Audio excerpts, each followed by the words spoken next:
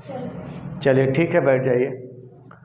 आज आपका क्लास जो है मॉडल चैप्टर से दे रहा हूँ, जिसमें से करेक्ट फॉलोइंग जो आपको पीछे पढ़ाया था, और जो भी बच्चे पढ़े होंगे इसको हल करने का प्रयास करेंगे कमेंट बॉक्स में। करेक्ट द फॉलोइंग सेंटेंस, बस 5 क्वेश्चन आपको दे रहा हूँ इससे। इसमें करना क्या होता है कि इसको पढ़िए और इन सब जितने भी मॉडल्स लिखे हुए हैं आपको इनका यूज देखना है। एक पूरा आप बैक में जाइए थोड़ा सा, और उसके बाद इसको सोचिए कि हमने जो पढ़ा था मॉडल्स, उसमें से ये इसका सही यूज है कि गलत यूज है, बस इसी को करेक्ट करना है आपको। ठीक है, तो करेक्ट करने के लिए सबसे पहले आपको मॉडल चैप्टर में ही जाना होगा। तो जैसे मैं यहाँ पे करेक्ट द फॉलोइंग सेंटेंस लिखा, एग्जाम में आपके दे दिया, तो आपको करेक्ट करना है, तो इसे ट्रिक थोड़े लगा कर देगा। ओके, तो जैसे ही आप पहला क्वेश्चन पढ़ेंगे कि वी में क्लिम्ब माउंट एवरेस्ट, सेंटेंस का सेंस देखिएगा कि वी में क्लिम्ब माउंट एवरेस्ट, तो जब हम चढ़ सकते हैं तो ये बताइए कि में पावर दिखता है क्या? नहीं ना। आपको पढ़ाया गया था मॉडल्स कि यहां पे जहां पे शक्ति की बात आ जाए, कैपेसिटी की बात आ जाए, ठीक है, कैपेसिटी की बात आ जाए, पावर की बात आ जाए, जैसे मैं इस चेयर को उठा सकता हूं, पावर हुआ। मैं माउंट एवरेस्ट पे चढ़ सकता हूं, पावर हुआ। तो बताइए कि जब पावर की बात आ जाए, कैपेसिटी की बात आ जाए, तो कैन आना चाहिए कि में? यहाँ पे संभावना थोड़े है, तो यहाँ पे में के स्थान पर क्या यूज होगा? कैन। कैन का यूज यहाँ पे आप करेंगे, इसको काट करके। कैन, कैन में क्या होता है? Can is equal to power, capacity, ठीक है, कैपेसिटी, ये ईटीसी, माने इसमें पावर, कैपेसिटी, जो आपके पास शक्ति, सामर्थ्य और क्षमता होती है, वो कैन के साथ यूज करते हैं। तो आप माउंट एवरेस्ट पे चढ़ेंगे तो पावर लगेगा ना जी, किसी तरह चढ़ जाओगे, तो में क्यों यूज करना? तो में यहाँ पे गलत होगा। ठीक है, ठीक है बच्चों। आगे अगला क्वेश्चन हम ये देखते हैं कि you should leave for home immediately. You should leave for home immediately. अब बताइए कि इस घर को तुरंत छोड़ दो, इस घर को तुरंत छोड़ दो, छोड़ देना चाहिए कि छोड़ दो? तो ये बताइए कि यहाँ पे शुड का आपको यूज लगा हुआ है, शुड। तो इमीडिएटली का जहां पे बात आ जाता है तो बताइए कि जरूर छोड़ देना चाहिए, अवश्य छोड़ देना चाहिए। तो शुड का मतलब चाहिए होता है। इसमें आपका मोरल ओब्लाइजेशन भी होता है, तो इसमें क्या नैतिकता झलक रही है कि आप इसका शुड का यूज करेंगे? ये इमीडिएटली का मतलब है कि ये धमकी भरा है, जरूरत इसमें लग रहा है, अवश्य लग रहा है। तो इसका मतलब है कि शुड के स्थान पर हमको यहाँ मस्ट का यूज करना चाहिए था, मस्ट का यूज करना चाहिए था। ठीक है, तो यहाँ पे मस्ट इज यूज होगा, शुड का यूज गलत होता है।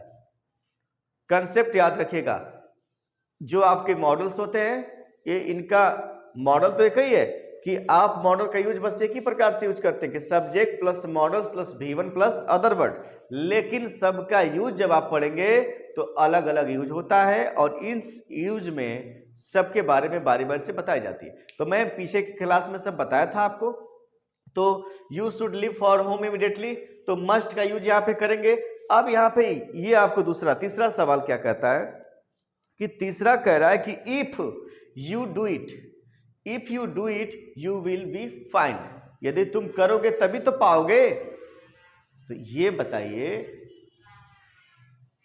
कि यहां पे जो आपका ये यहां तक तो सही है, if you do it you will be find. अब यू के साथ आपका जो विल का प्रयोग हुआ है, फ्यूचर टेंस के बारे में तब जानते हो, और विल का प्रयोग आप जानते ही हो, भी एक मॉडल है। तो इस मॉडल में जब हम फर्स्ट पर्सन की बात आती है, फर्स्ट पर्सन की जब बात आती है, तो आपको यहां पे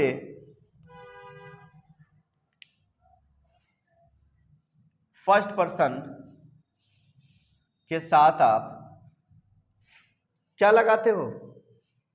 आई और वी, आई और वी के साथ शैल का यूज करते हैं, और बाकी सबके साथ विल का। तो इसमें जब प्रॉमिस आ जाए, प्रॉमिस आ जाए, थ्रेट आ जाए, या फिर आपका डिटरमाइनेशन आ जाए, तो आपका यही बदल जाता है तुरंत। आई का माने सेल का विल और विल का सेल हो जाता है।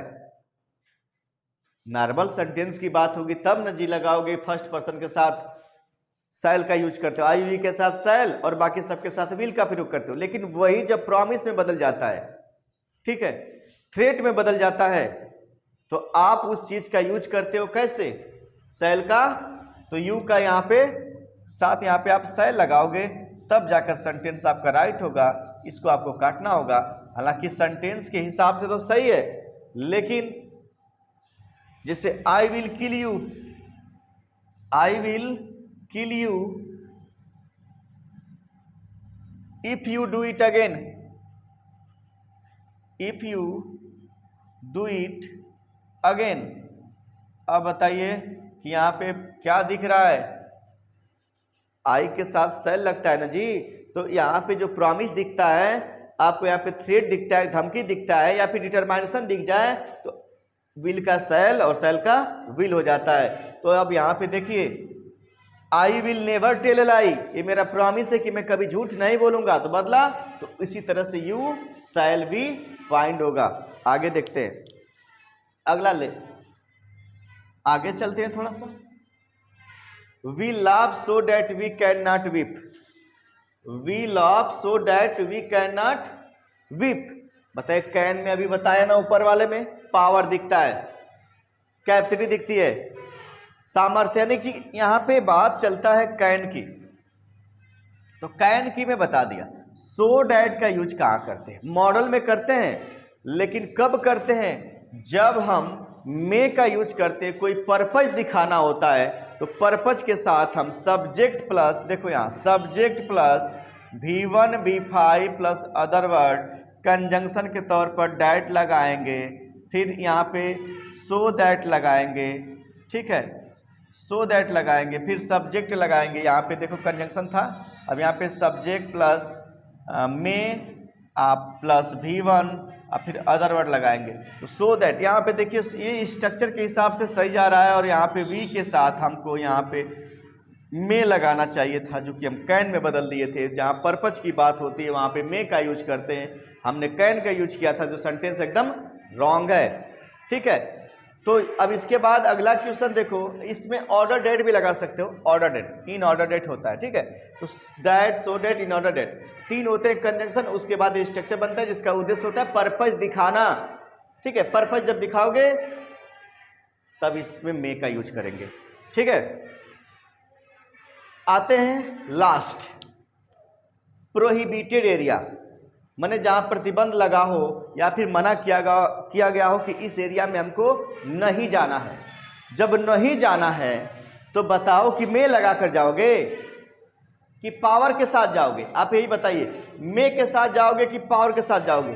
तो जहां पे we can not enter this prohibited area है, देखो स्क्रीनशॉट ले लेना, we make not enter this prohibited area. तो यहाँ पे देखेंगे कि मे लगा है, तो जहाँ पे पावर की बात चलती है ना बाबू, तो हमेशा मे का यूज नहीं बल्कि कैन का यूज करते हैं। इस तरह से आज आपका ये चैप्टर जो चला कॉमन ईरर का, करेक्ट द फॉलोइंग सेंटेंस, ये समाप्त होता है। फिर कल नए वीडियो के साथ मैं आपके सामने पेश होंगे, तब तक के लिए धन्यवाद।